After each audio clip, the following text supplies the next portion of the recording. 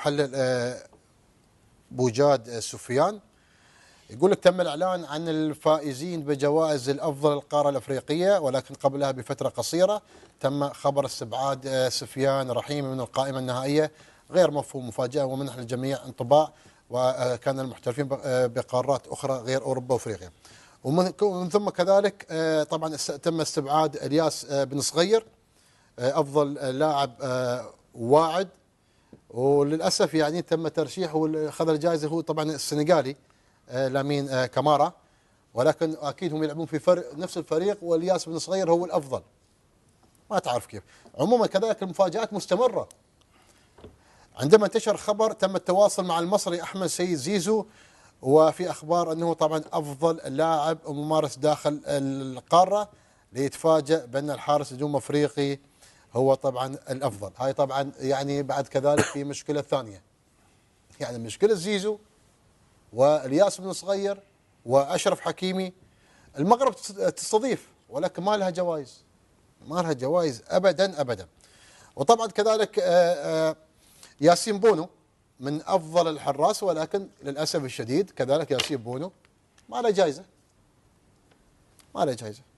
امور كثيره، ولكن معايير مش واضحه بصراحه، تحتاج الى درجه الشفافيه والمصداقيه لكل جائزه، لكل جائزه، لان اللعيبه العرب ما اخذوا ولا جائزه.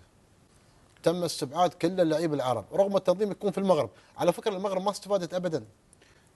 شوف، نحن مشكلتنا نستضيف وندعم ونكون الافضل، بس ما يكون لنا نصيب. هل يعقل اليوم اني انا استبعد سفيان رحيم من هذه البطوله، من هذه الجائزه؟ هل يعقل ان اشرف حكيم ما يفوز بهذه الجائزه؟ هل يعقل زيزو ما يفوز بهذه الجائزه؟ يعني في مشكله قاعده تصير. هو ليس بتقليل من القيمه هاي، وليس بتقليل من قيمه اللاعب الافريقي، لكن انا اقول لك يا عبد الله، بسبب العرب صار ما لهم نصيب في هالجوائز. لا، ما كان في انصاف واضح للاعب العربي، سواء كان اشرف حكيمي او زيزو لاعب مصر. طيب بعد خساره مرشحي المغرب لسنتين على التوالي لجائزه افضل لاعب افريقيا، بدات الانتقادات تطال فوزي لقجع بسبب اصرار على تنظيم بلده لحفل الجوائز.